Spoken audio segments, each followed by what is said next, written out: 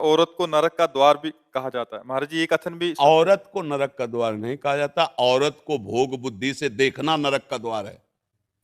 मतलब तुमने नारी की तरफ भोग दृष्टि से देखा, नरक के अधिकार तुम्हारे फिट हो गए।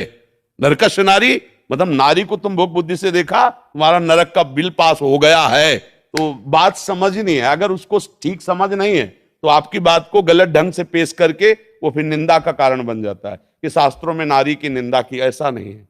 सावधानी का वर्णन किया गया, समझ रहे। औरत का स्वरूप जो है वो हमारी माँ भी औरत है। अगर स्त्री स्वरूप है तो माँ भी है, मेरी बहन भी है, मेरी पुत्री भी है। भगवान कह रहे, भगवान की बात समझना। त्रिविधम नरकस्येदम द्वारन नाशन मात्मनः कामा क्रोधा तथा लोभा तस्मात् दैत्यम त्यजेत। ये तीन नरक के द्वार हैं, काम क्रोध लोभ। इसमें ना स्त्री वर्णन है पुरुष वर्णन है। अब जहां शास्त्रों में वर्णन की स्त्री को तुम नरक स्वरूप देखो, किसको? सन्यासी बैरागी को। समझ रहे? तुमने सन्यास लिया, वैराग्य लिया है, अगर तुम किसी स्त्री को भोग रूप देखते हो तो तुम्हारी दुर्गति हो जाएगी। जैसे नरक से भयभीत होता है जीव, ऐसे तू भयभीत रहे, किसी स्त्री को भोग दृष्टि से मत देखना। ये तो बड़ी अच्छी बात है। हमारी माता दृष्टि होनी चाहिए, बहन दृष्टि होनी चाहिए, पुत्री दृष्टि होनी चाहिए कि भोग दृष्टि। तो उसने भोग दृष्टि की ना, तो भोग दृष्टि की निंदा की जा रही। ये तुम स्त्री को भोग्या मत मानो, ये इन्हीं से हम लोग पैदा हुए हैं, आकाश से थोड़ी पैदा हुए।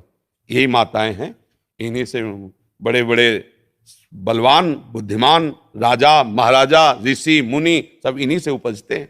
इनको भोग नरक का आ जाएगा तो हम सब नरक ही तो है ना, हम सब फिर नरक हुए ना, क्योंकि पैदा तो इन्हीं से हुई है ना। कोई भी महात्मा हो आकाश से थोड़ी उतरा है, माता से तो पैदा हुआ है, तो वो माता आप ही लोगों में तो होती है।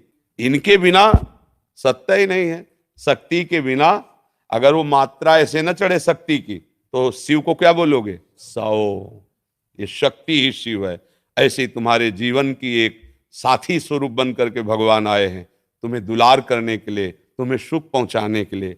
माता की तरह भोजन बना के पत्नी दुलार करती है, मित्र की तरह तुम्हें सही सलाह देकर तुम्हें सुखी करती है, सर्वस्व अपना अर्पण कर। उसको नरक कैसे? हाँ, अभी बताया कि जहां शास्त्र में लिखा उनके लिए। अब तुम वैराग्य ले लिए हो, सन्यास लिए हुए हो, और माताओं बहनों को गंदी दृष्टि से देखोगे तो क्या होगा? इसीलिए कहा गया नरकश्य नारी। हम श्लोक भी पता है हमें, ऐसा नहीं कि पता नहीं। नरकश्य नारी नरक का स्वरूप है, ऐसा समझो। किसका? जो तुम भोग दृष्टि कर रहे हो। नहीं तो क्या शास्त्र आदेश करता है? जननी समझानो पर नारी। तुम्हें माता के समान देखना चाहिए। तुम भोग रूप देखते हो, मतलब तुम स्वयं नरक के अधिकारी हो रहे हो केवल देखने मात्र से।